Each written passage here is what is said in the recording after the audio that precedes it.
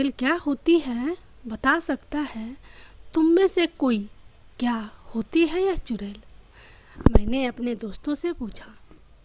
मुझे याद है, यह उस दिन की बात है जब हम दोस्त मिलकर पूस की रात में जलते हुए अलाव के आगे बैठे हुए थे। हवा इतनी ठंडी चल रही थी कि हड्डियां तक गल जाए। वो तो उस अलाव का सहारा था जो ठंड का तनिक भी एहसास नहीं होने दे रहा था। साथ में जलते हुए अलाव से आती जलती हुई लकड़ियों के चरचराने की आवाज़ हमारे कानों को चिढ़ती हुई हमें डराने की कोशिश कर रही थी।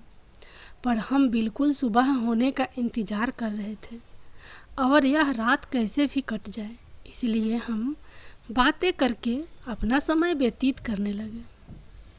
हम रात में इतनी ठंड में वहाँ क्यों थे? हम कौन थे? जिस जगह पर हम थे वो जगह बेंगलोर मैसूर हाईवे पर थी। बिल्कुल सुनसान अनजानी सी हाईवे के साथ मुख्य सड़क से बिल्कुल सटी हुई, लेकिन सड़क पर वाहनों की आवाजाही शून्य थी। फिर हम यहाँ पहुँचे कैसे? हुआ यूँ कि मैं और मेरे दो दोस्त हरीश और गुलमोहर को हम प्यार से गोलू कहते हैं, बेंगलोर में एक शादी से अपने घर मैसूर वापस लौट रहे थे। अभी बेंगलोर शहर छोड़कर हाईवे पर लगभग 20-30 किलोमीटर ही चले होंगे कि गाड़ी झटके मारते हुए रुक गई। गाड़ी रुकते ही मैंने कहा, अरे यार गोलू, कैसे गाड़ी चला रहा है? आराम से चलाना, सारी नींद खराब कर दी।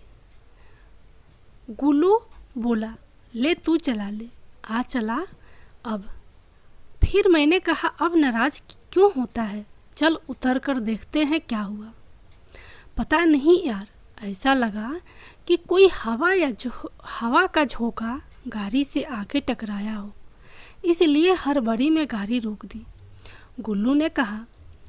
हम तीनों गाड़ी से उतरे, देखा इंजन गर्म हो चुका है, बोनट से धुआं बाहर आ रहा है। हरीश ने कहा, रुको, मैं अभी आया 5 मिनट में। मैं और गोलू बोनट खोलकर गाड़ी देख ही रहे थे, तभी हरीश ने डिग्गी में से पानी की बोतल निकाली और बोला, ये लो, ठंडी करो गाड़ी को। हरीश की आवाज़ बैठी हुई और भराई सी थी। ये उसकी बचपन की समस्या थी। उसी ने बताया था कि बचपन में होली वाले दिन किसी के मजाक में मिठाई में गुलाल मिलाकर खिला दिया था। तब से उसकी आवाज़ बैठी हुई भारी सी हो गई थी। कोई पहली बार सुने तो डर जाए। खैर, हमें तो आदत थी उसकी आवाज़ सुनने की। फिर भी उस दिन उसकी आवाज़ सुनकर गोलू कुछ कांप सा गया। हमने इंजन ठंडा किया और गाड़ी में बैठ गए। गोलू ने चाबी मुझे पकड़ा दी, ये बोलकर कि अब खुद चला इसको, वो भी पूरे आराम से। मैंने गाड़ी स्टार्ट की और हम अपनी मंजिल की ओर चल दिए। तभी मेरी नज़र पेट्रोल के कांटे पर पड़ी। फिर मैंने बोला, ओए गोलू, पेट्रोल ख़त्म होने वाला है। इतने से पेट्रोल से हम मैसूर कैसे पहुंचेंगे? उसने कहा, अरे पहुंच जाएंगे, रास्ते में भरवा लेंगे। सड़क पर बहुत अंधेरा था, गाड़ी चलाना मुश्किल हो रहा था। पूस की रात थी तो धुंध भी हो रही थी। आगे जागे हाईवे 2 हिस्सों में बंट गया। मैंने पूछा, गोलू, कौन सा रास्ता पकड़ना है? ओ देख, उस पर लिखा है मैसूर बाईपास। उस पर ले, पेट्रोल भी कम है, जल्दी पहुंच जाएंगे। दूसरे रास्ते पर बहुत भीड़ है, सब दूसरे रास्ते से ही जा रहे हैं, हम शॉर्टकट चलते हैं, हरीश ने कहा। मैंने कहा, देख ले भाई, कोई नहीं जा रहा है वहाँ से, कोई कहीं कोई मुसीबत ना आ जाए। गुल्लू हंसने लगा, बोला, अरे कोई भूत प्रेत नहीं आएगा, क्यों डरता? हरीश है ना अपने साथ। इसकी आवाज़ से अच्छे अच्छे भूत प्रेत डर कर भाग जाएंगे। और फिर हम तीनों जोर से हंसने लगे और मैंने गाड़ी बाईपास की तरफ मोड़ ली। अभी कुछ 10-20 किलोमीटर ही चले होंगे कि गाड़ी फिर झटके मार कर रुक गई। गोलू बोला, अब क्या हुआ? चलाना आराम से, मैंने बोला। होना क्या है, पेट्रोल ख़त्म। ये हरीश के काम ऐसे ही होते हैं। इसको बोला था पेट्रोल डलवा कर लाना गाड़ी में, ऐसे ही ले आया होगा। हरीश अपनी बैठी हुई भराई सी आवाज़ में बोला, अरे देर हो रही थी इसलिए जैसी थी वैसी ले आया। अब उतरो नीचे और धक्का लगाओ, देखते हैं आगे कोई पेट्रोल पंप मिल जाए। अब हम में से बारी बारी एक आदमी स्टीयरिंग पर बैठता और बाकी दोनों धक्का लगाते। ऐसे चलते चलते हमने देखा कि सड़क के बीचों बीच एक बहुत विशाल काय बरगद का पेड़ है। उस सड़क के बिल्कुल बीच में है और उसके चारों तरफ बड़ा सा चबूतरा बना रखा है। वहीं से बगल में एक संकरा सा रास्ता दे रखा है जिसमें से बमू मुश्किल एक बार में एक गाड़ी निकल पाए। बरगद की बड़ी बड़ी लताएं नीचे लटकती हुई किसी के होने का एहसास करा रही थी। डर से हम तीनों के होश उड़ रहे थे। जैसे जैसे हम उस बरगद के पेड़ की तरफ बढ़ रहे थे, हमारी धड़कनें बढ़ती जा रही थी। यूँ लग रहा था कि वो पेड़ हमें ही देख रहा है और हमारी और बढ़ा चला आ रहा है। ऐसा लग रहा था कि मानो उस पर लताएं नहीं, कई सारे कटे हुए पैर लटक रहे हैं। हम सहमे से आगे बढ़ते गए और हमारे दिमाग में ये बात भी चल रही थी कि ये पेड़ सड़क के बीचों बीच क्यों है। सड़क बनाते समय इसको हटाया क्यों नहीं गया। खैर, अब हम बिल्कुल पेड़ के बगल से गुजर रहे थे। सहसा ही मेरी दृष्टि पेड़ के चबूतरे पर रखी भगवान की तस्वीरों पर पड़ी और सब समझ आ गया कि ज़रूर ये पेड़ भूतिया पेड़ होगा, इसलिए इसको काट नहीं पाए और लोगों ने खुद को बचाने के लिए पेड़ को लाल डोर से बांध दिया था। भगवान की तस्वीर रख दी थी। शायद तभी वो पेड़ हमें सिर्फ घूर कर देखता रह गया, कुछ कर नहीं पाया। वहीं पेड़ के तने पर कुछ अक्षर उभरे हुए थे। शायद वहाँ की स्थानीय भाषा में कुछ लिखा था जो मुझे समझ नहीं आ रहा था, लेकिन अक्षरों की वो आकृति मेरे दिमाग में बैठ चुकी थी। हम थोड़ा और आगे बढ़े तो एक उजड़ी हुई वीरान बस्ती दिखाई दी थी। ऐसा लग रहा था जैसे हम किसी कब्र स्थान से गुजर रहे हो। रात का सन्नाटा, सुनसान सड़क, सिर्फ हम 3 दोस्त। पूस की ठंडी रात में भी हमारे पसीने छूट रहे थे। यहाँ भी हर जगह वही अक्षर आकृतियाँ बनी हुई थी और एक बात और काफ़ी देर से हमें एक अजीब सी गंध का एहसास हो रहा था। पता नहीं क्या था वो सब।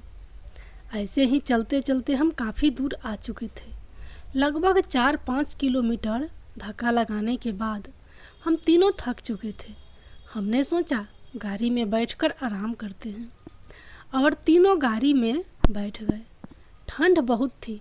पूरी गाड़ी बंद करने के बाद भी कपकपी नहीं रुक रही थी। तभी हरीश बोला, चलो बाहर अलाव जलाकर आग सेंकते हैं, ऐसे तो गाड़ी में कुल्फी जम जाएगी। हमारी रात काफ़ी हो चुकी थी, करीब 12 से 1 बजे के बीच का वक्त रहा होगा। हम गाड़ी से बाहर निकले सड़क से नीचे उतरकर एक कोने में जगह ढूंढी, फिर लकड़ियां इकट्ठी की और अलार्म जलाया। गुल्लू ने अपने लाइटर से 2-4 बंद पेट्रोल लकड़ियों पर डाला और उसी लाइटर से आग लगा दी और हम आग सेकने लगे और हमने गप्पे मारना शुरू कर दिया। वहीं थोड़ी दूरी पर एक टूटी हुई दीवार थी, उसका दरवाज़ा भी अब जर्ज हो चुका था। धुंध बहुत थी तो कुछ साफ दिख नहीं रहा था। दीवार पर वहीं की लोकल भाषा में कुछ लिखा था। मैंने गुल्लू को बोला, क्या लिखा है, पढ़ना जरा। गुल्लू वहाँ की लोक भाषा जानता था। उसने पढ़ने का प्रयास किया। ना ना ना ब, अरे छोड़ो ना, हमें क्या करना है, कुछ भी लिखा हो। एक तो धुंध, ऊपर से दीवार पर जमी धूल, कुछ समझ नहीं आ रहा। गुल्लू बोला और फिर हमारा पूरा ध्यान अलाव पर था। उससे अच्छी गर्मी मिल रही थी। ठंड का अभ्यास खत्म हो चुका था। हमने काफ़ी लकड़ियाँ जोड़ ली थी जलाने के लिए। इससे आग काफ़ी तेज थी। हम बातें कर ही रहे थे, तभी मेरे दिमाग में एक जिज्ञासा जागी। मैंने सोचा, चलो पूछता हूँ, चुड़ैल क्या होती है, बता सकता है तुम में से कोई? क्या होती है यह चुड़ैल? मैंने अपने दोस्तों से पूछा। दोनों एकदम सन्न रह गए, जैसे मैंने पता नहीं क्या पूछ लिया। फिर हरीश बोला, अभी थोड़ी देर पहले तो डर रहा था, अब चुड़ैल के बारे में जानना चाहता है। हाँ, तो क्या हुआ? उसके बारे में बात करने से क्या वो यहाँ प्रकट हो जाएगी? डर तो अब तुम रहे हो, मैंने कहा। हरीश बोला, सुनो, मैं बताता हूँ चुड़ैल के बारे में। मैंने बहुत सुना है। और वो अपनी भड़ाड़ती हुई डरावनी सी आवाज़ में लगा सुनाने चुड़ैल के किस्से। तभी गोलू बोला, अच्छा पहले ये बता, ये चुड़ैल पैदा होती है या बाद में बनती है? हरीश ने बताया, देखो चुड़ैल कभी पैदा नहीं होती है, ये तो मरने के बाद चुड़ैल बनती है। मैंने पूछा, कैसे? हरीश बोला, कहा जाता है कि जब कोई गर्भवती महिला दिवाली की 5वें दिन प्रसव पीड़ा में आकृतिक मौत के कारण मर जाए तो वो बाद में चुड़ैल बन जाती है। चुड़ैल दिखने में बहुत ही डरावनी होती है। उनके पैर उल्टे होते हैं, उनके चेहरे पर मौत का खौफ दिखता है। बाल उलझे से बिखरे हुए, ढोढ़ी नुकीली लंबी सी होती है, चेहरे पर झुर्रियाँ छाई रहती हैं। ये कोई भी रूप धारण कर लेती हैं, स्त्री पुरुष कोई भी। ये किसी की भी आवाज़ निकाल कर तुम्हें बहला सकती है। ऐसा सुना है कि रात में ये दरवाजे पर दस्तक देती है। तुम्हारे किसी चहेते की आवाज़ इस तरह निकाल कर पुकारती है कि जैसे वो किसी मुसीबत में हो और तुम झट से दरवाज़ा खोल दोगे और ऐसा करते ही तुम्हारी मौत हो जाएगी। ये पुरुष को सुंदर महिला बनकर लुभाती है और उनका खून चूस कर अपनी उम्र को बढ़ाती है। इतने में गोलू बोला कि डायन भी तो यही करती है, पुरुषों को अपने बस में करती है। तो क्या डायन और चुड़ैल एक ही चीज़ है? हरीश बोला, अरे नहीं, चुड़ैल और डायन में अंतर होता है।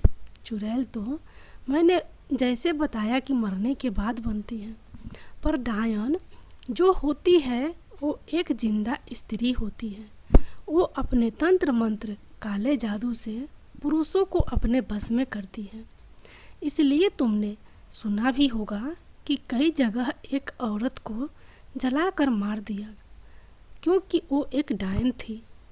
पर चुड़ैल को मारने की बात नहीं सुनी होगी तुमने, क्योंकि उसको कौन मारेगा, वो तो पहले ही मरी हुई है। तो क्या चुड़ैल को खत्म नहीं किया जा सकता है?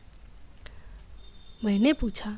गोलू बोला, मैंने सुना है कि अगर चुड़ैल के पेट को काटकर उसके बच्चे को उससे अलग करके बरगद के नीचे दफना दे तो चुड़ैल की शक्ति खत्म हो जाती है और सदा के लिए शांत हो जाती है। फिर हरीश ने अपनी बात आगे बढ़ाई। उसने बताया कि उसकी दादी माँ ने बचपन में उसे एक चुड़ैल का किस्सा सुनाया था। करीब 100-150 साल पुराना किस्सा होगा। नालेबा का दादी माँ ऐसा बताती थी। तुम लोग सुनना चाहोगे नालेबा की कहानी? मैंने पूछा, ये नालेबा क्या बला है? गोलू बोला, अरे कुछ नहीं, ये यहाँ की लोक भाषा का शब्द है जिसका हिंदी में अर्थ होता है कल आना। अच्छा, कहकर मैंने कहा, सुनाओ सुनाओ। गोलू बोला, कहीं तुम वो श्रद्धा कपूर की फिल्म स्त्री कल आना की कहानी तो नहीं सुनाने वाले हो, जिसमें चुड़ैल को कहते हैं कल आना? हरीश बोला, अरे नहीं यार, उल्टे वो फिल्म इस कहानी से प्रेरित होकर बनी है। और फिर मेरी कहानी तो उसके उलट है, एकदम उलट। वो कैसे? मैंने पूछा। हरीश बोला, सुनोगे तो पता चलेगा तुम्हें, पहले सुन तो लो। ये एक गांव की कहानी है। बेंगलोर के पास एक गांव था। बहुत बड़ा नहीं, छोटा सा ही रहा होगा। गांव में एक परिवार था। उस परिवार में एक बहुत ही सुंदर स्त्री थी जो कि गर्भवती थी। गांव के बाहर एक बरगद का पेड़ था। उससे कुछ दूरी पर सड़क किनारे बहुत सारे छोटे छोटे कब्रिस्तान बने हुए थे और दूर एक बड़ा कब्रिस्तान भी था। मैंने पूछा, बहुत सारे कब्रिस्तान क्यों, और क्यों वो मुर्दों को जलाते नहीं थे? नहीं, उस गांव की अपनी एक परंपरा थी जिसमें मरने वाले की आधे शरीर को, मतलब धड़ से नीचे वाले हिस्से को जलाया जाता था और ऊपर वाले हिस्से को दफनाया जाता था। और एक व्यक्ति को दफनाने के बाद कब्रिस्तान की दीवार पर लिख दिया जाता था नालेबा, मतलब कल आना। गोलू बोला, ऐसा क्यों भाई? एक कब्रिस्तान में एक मुर्दा क्यों और नालेबा क्यों लिखते थे? हरीश बोला, क्योंकि मुर्दों को 2 हिस्सों में रखा जाता था। एक को बरगद के नीचे जला दिया जाता था तो दूसरे को दफनाया जाता था। जब दफनाया जाता था तो साथ में उनके सभी वस्त्र और खाने पीने का सामान भी रखा जाता था। ऐसा कहा जाता है कि जो भी स्त्री गर्भ अवस्था में अप्राकृतिक मौत मरेगी वो चुड़ैल बनती है। ये मैंने बताया था अभी, बस इसलिए इनकी खाने की व्यवस्था वहीं कर दी जाती थी ताकि चुड़ैल वहाँ से बाहर न आए। यदि कोई इन्हें देख ले तो चुड़ैल उसको मार डालेगी।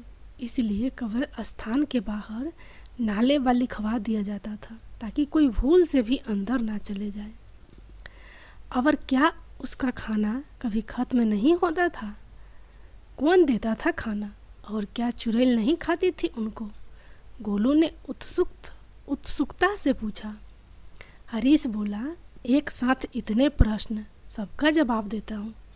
जब भी खाना खत्म होता तो उसके परिवार का ही कोई सदस्य वहाँ भेड़ बकरियाँ बांध कर आता था। वो दिन में ही जाता था और सूरज छिपने से पहले वापस आ जाता था। मैंने कहा, दिन में चुड़ैल नहीं आती क्या? हरीश बोला, हाँ भाई, चुड़ैल सूरज की रोशनी सहन नहीं कर सकती, इसलिए वो रात में ही बाहर आती हैं। अच्छा, एक बात समझ नहीं आई कि ये कब्रिस्तान की दीवार पर नालेबा क्यों लिखते थे? गांव में तो सबको पता ही होगा, फिर क्या ज़रूरत आ गई? गोलू ने पूछा।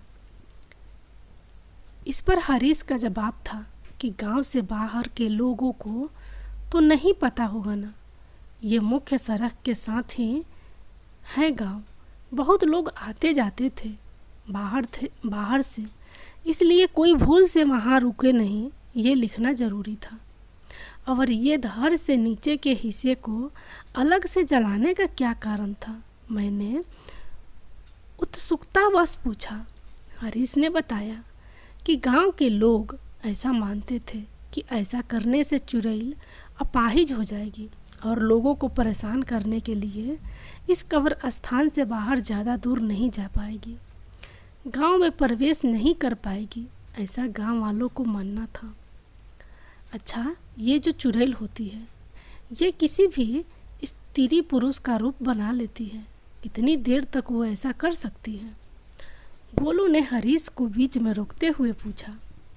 हरीश कुछ कहता मैं तपाक से बोला, ये तो मुझे पता है, मैंने पढ़ा था कहीं बहुत ज़्यादा देर तक वो ऐसा नहीं कर सकती है, क्योंकि जितना ज़्यादा समय वो दूसरे के रूप में रहेगी उसके शरीर से शक्ति कम होने लगती है, और अगर जिस व्यक्ति का रूप उसने लिया है वो सामने आ जाए तो वो तुरंत ही अपने असली रूप में आ जाएगी। बस मिल गया जवाब। ये बोलते हुए मैंने हरीश को कहानी आगे बढ़ाने को कहा और पूछा, वो अलग से बड़ा कब्र स्थान किस लिए था? वो सामान्य जन के लिए था जो चुड़ैल नहीं होती थी, उनको वहाँ दफनाया जाता था, हरीश बोला। गोलू बोला, वो सुंदर गर्भवती स्त्री, उसका क्या हुआ? हरीश बोला, सारी कहानी उसी की तो है। वो स्त्री अपने परिवार की बड़ी बहू थी और पहली बार गर्भवती हुई थी। उसको अपने भेड़ बकरियों से बहुत प्यार था। उसके पास एक बकरी का मेमना था जिसको वो भोली कहकर पुकारती थी। उसको उससे बहुत लगाव था।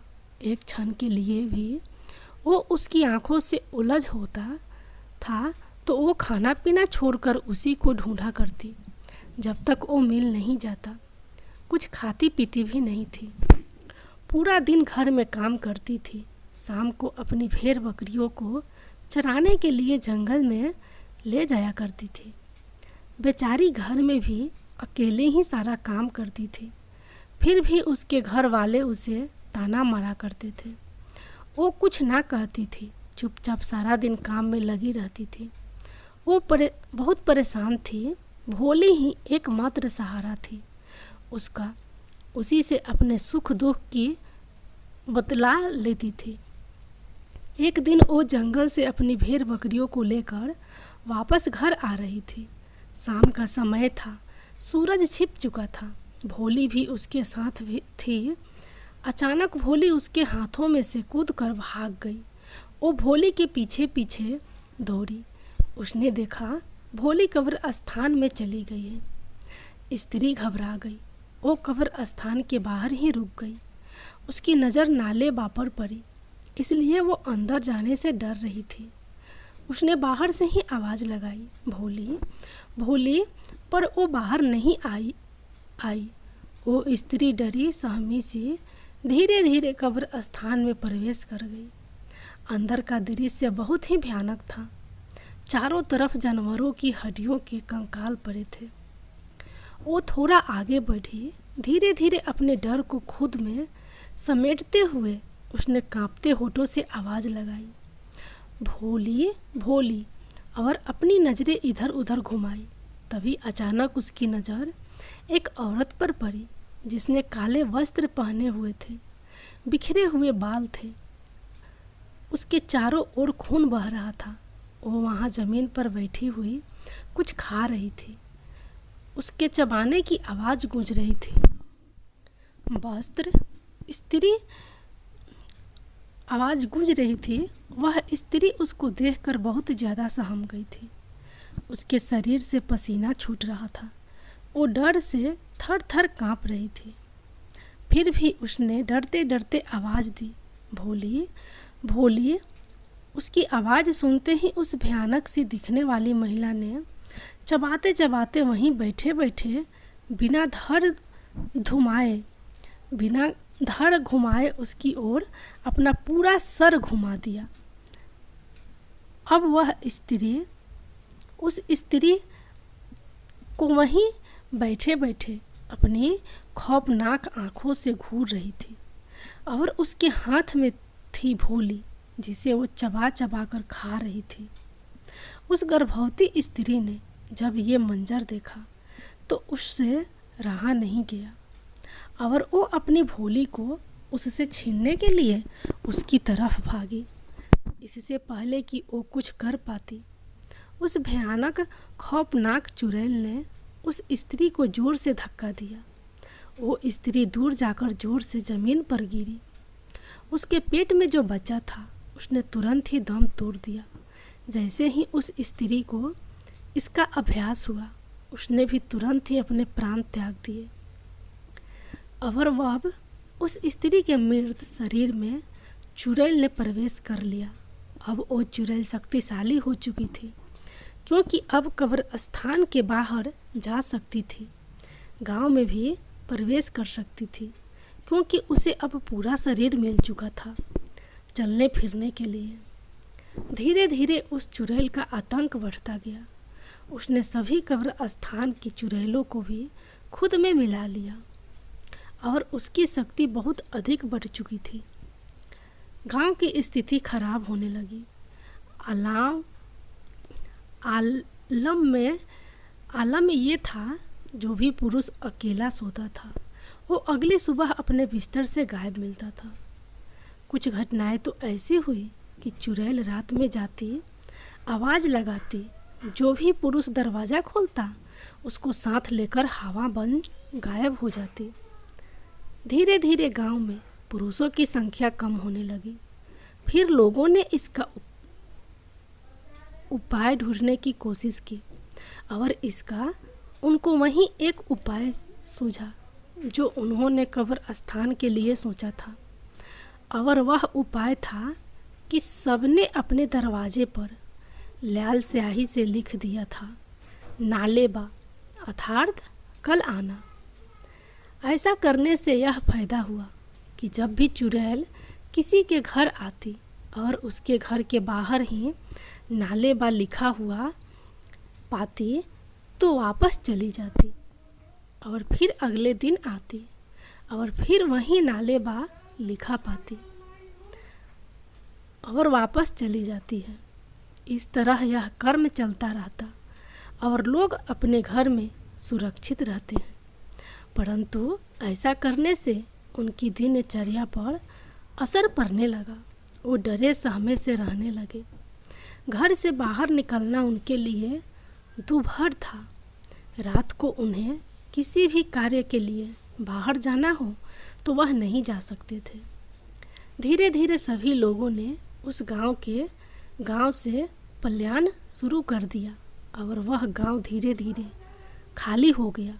कहते हैं कि वो गांव अभी भी है और वह चुड़ैल भी अभी भी है। उस चुड़ैल का दायरा बहुत बढ़ चुका है। वह आते जाते लोगों को परेशान करती है, उन्हें डराती है और पुरुषों को तो वह अपने साथ लेकर गायब हो जाती है। अब वह चुड़ैल सिर्फ कुछ कब्र स्थान या गांव तक सीमित नहीं है, बल्कि उस गांव से लगी हुई मुख्य सड़क पर वह सुनसान रातों में भटकती रहती है और अपने शिकार की तलाश में लोगों को उस कब्र स्थान तक लेकर आती है। वह कोई भी रूप धारण कर सकती है। वह किसी स्त्री का या किसी पुरुष का जिस प्रकार संभव हो उसी रूप में लोगों को अपने पास लेकर आती है और उनका भक्षण करती है। ऐसा करने से उनकी शक्ति और ज़्यादा बढ़ जाती है। अब वह सिर्फ जानवर, भेड़, बकरियां नहीं खाती, बल्कि वह इंसानों को खाती है। कहते हैं कि वह खंडहर हो चुका गांव, कब्र स्थान और चुड़ैल का साया अभी भी बेंगलोर मशहूर हाईवे पर मौजूद है। सरकार ने उस गांव से निकलने वाली सड़क का कायाकल्प किया, उसको नए सिरे से बनाया। फिर भी कोई भी वाहन वहाँ से नहीं गुजरता है, क्योंकि वहाँ पर चुड़ैल का साया है। चुड़ैल का साया पूरे हाईवे पर पाया जाता है, लेकिन उस गांव के नज़दीक उसकी दहशत बहुत ज़्यादा है। इसलिए कोई भी उस शॉर्टकट रास्ते में दाखिल होने की हिम्मत नहीं करता है। अचानक हमें ठंड का एहसास होने लगा।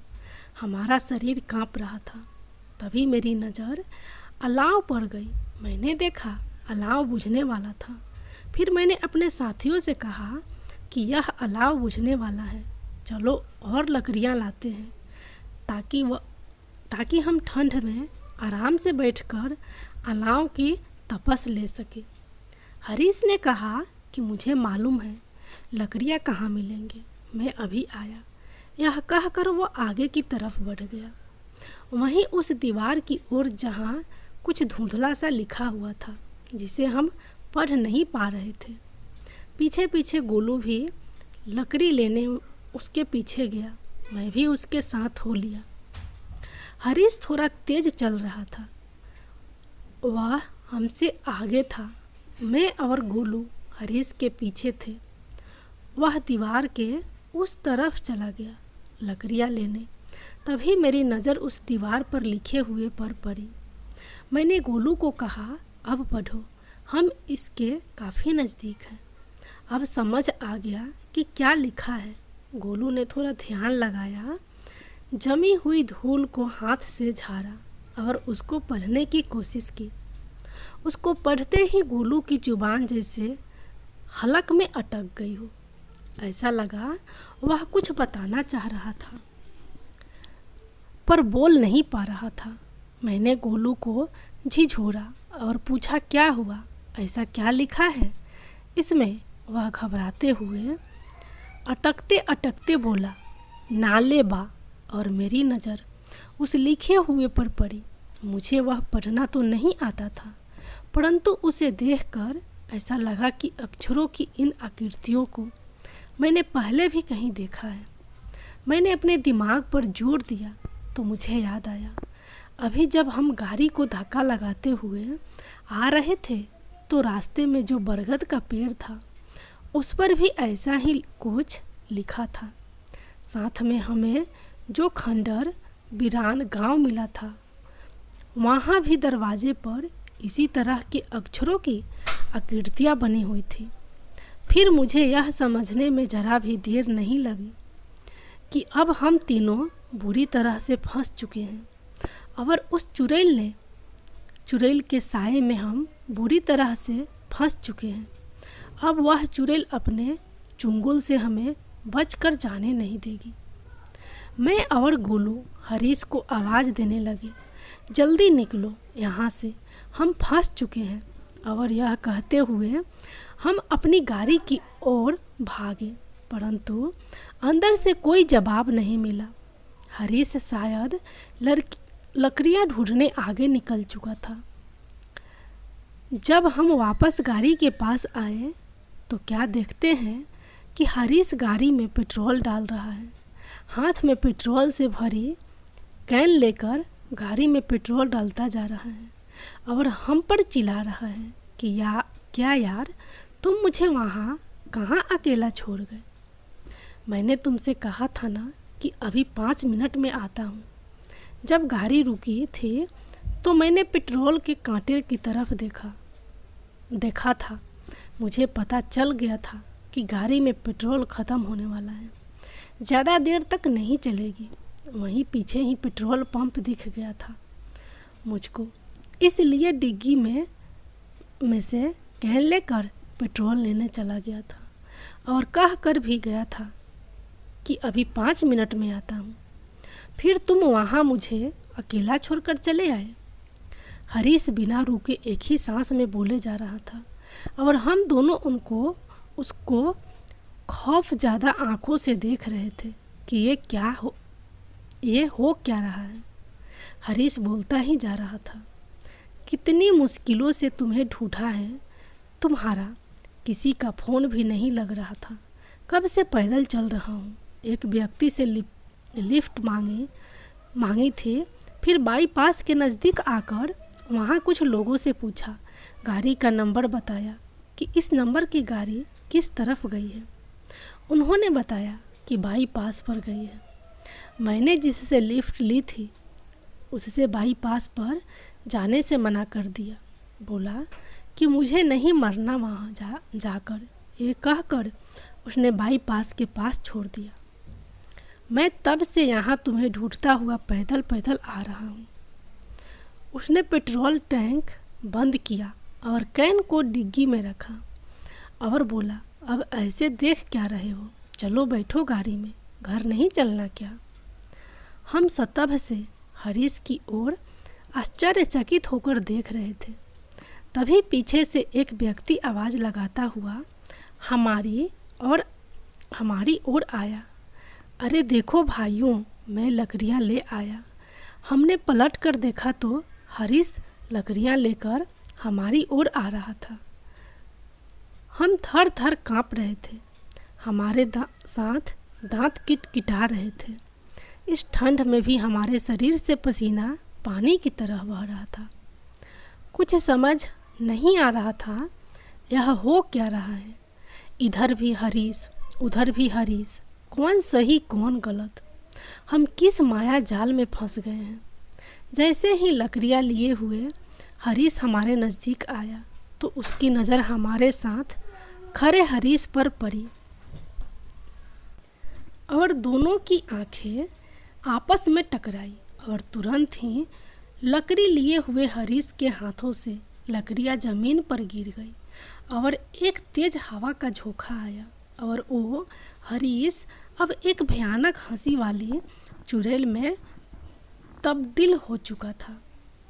उसके बिखरे हुए बड़े बड़े बाल, आंखों से टपकता हुआ खून, चेहरे पर झुर्रियाँ और नुकीली ठुड्डी देखकर हमें समझने में जरा भी देर न लगी कि यह तो वही चुड़ैल है जिसका इस गांव और हाईवे पर साया मंडराता रहता है। अब हमें उससे बचकर निकलना था, परंतु वो चुड़ैल बहुत ही शक्तिशाली थी, उससे बच पाना बहुत मुश्किल था। वह हमारी ओर बढ़ने लगी और हम उससे खुद को बचाने का प्रयास करने लगे। उसने हम पर जानलेवा हमला किया। जैसे तैसे हमने अपनी जान बचाई और हम तीनों अलग अलग दिशा की ओर भागे। फिर मुझे गुल्लू की बताई हुई वह बात याद आ गई कि अगर चुड़ैल के पेट को काट करके बच्चे को बरगद के नीचे दफना दिया जाए तो उसकी शक्ति का असर खत्म हो सकता है और वह हमेशा के लिए शांत हो जाएगी। पर यह करना बहुत मुश्किल था। इसके लिए हमें कब्र स्थान के अंदर जाना था और उस स्त्री के पेट को काटकर वहाँ से बच्चे को निकालकर दूर उस बरगद के नीचे दफनाना था। यह कार्य बहुत कठिन था। चुड़ैल हमें ढूंढ रही थी और हम उससे छिपते हुए कब्र स्थान में प्रवेश कर गए। वहाँ हमने उस महिला की लाश को देखा। वह लगभग गल चुकी थी और उसमें कंकाल के अलावा कुछ नहीं बचा था। हमने देखा उसके पेट वाले हिस्से पर छोटा सा कंकाल है। वह निश्चित ही उसका मरा हुआ बच्चा होगा। हमने उसे उठा लिया। उसके बच्चे को उठाते ही वह चुड़ैल बहुत ही विकराल हो गई और भयानक तरीके से हम पर हमले करने लगी। हम उसके हमले से बचने का लगातार प्रयास करते रहे और बचते बचते जैसे तैसे डरते हुए हम बरगद के नीचे पहुँचे और बरगद के पास जाकर हमने तुरंत उसके बच्चे को दफनाने का प्रयास किया, परंतु बरगद पर लटक रहे कटे हुए पैर हमारे काम में बाधा बन रहे थे और वह हमें लगातार परेशान कर रहे थे और हमें यह काम नहीं करने दे रहे थे। फिर मैंने हनुमान चालीसा का पाठ शुरू किया और हनुमान चालीसा के असर से कटे हुए पैर शांत हो गए। गुल्लू ने फटाफट गड्ढा खोदा और हरीश ने उसे दफना दिया। उसके दफन होते ही एक भयानक चीख हमें सुनाई दी और देखा हवा में चारों तरफ चुड़ैल मंडराने लगी। वह सब कब्र स्थान के बाहर थी, क्योंकि जो चुड़ैल थी वह उस औरत के द्वारा आपस में जुड़ी हुई थी। हम अपने बच्चे को दफना दिया था तो उस औरत की आत्मा को मुक्ति मिल चुकी थी। और इस कारण से सभी चुड़ैल औरत के शरीर से बाहर निकलकर चारों तरफ आसमान में फैल चुकी थी। अब बचना हमारे लिए और मुश्किल लगने लगा था। हम सब को काफ़ी चोट आ चुकी थी। हम लहूलुहान हो चुके थे। अब तो सिर्फ वहाँ से भागकर ही जान बचाई जा सकती थी। परंतु भाग कर भी कैसे, क्या तरीका हो भागने का, हमने सोचा। थोड़ी देर बाद मुझे कुछ सूझा कि हम लहूलुहान तो पहले से ही हो चुके थे। हम नहीं चाहते थे कि हमारा और खून बहे और हम इन चुड़ैलों का भोजन बन जाए। यही सोचते हुए मैंने अपनी उंगली से बहते हुए खून से कार के पीछे शीशे पर अक्षरों की उन्हें आकृतियों को बना दिया, जिनका अर्थ होता है नालेबा। हरीश ने गाड़ी स्टार्ट की और हम तीनों उसमें बैठकर वहाँ से भाग निकले। चुड़ैल हमारे पीछे आई, परंतु उन्होंने गाड़ी के पीछे नालेबा लिखा हुआ देखा और वहीं रुक गई। वो वहीं रुक गई और हम वहाँ से सही सलामत वापस अपने घर पहुँच गए।